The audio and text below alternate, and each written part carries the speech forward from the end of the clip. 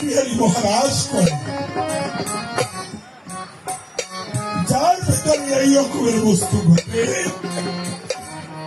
সে কৃষ্ণময় হরিময় গৌরময় রাম রূপে সকলকে সে দেখতে পায়।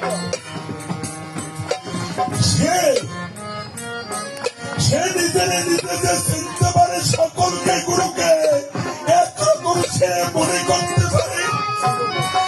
আমার পাগলকে সব আছে ওই গুরুদের কাছে।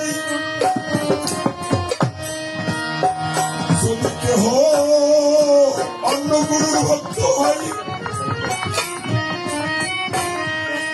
সে দেখতে পারে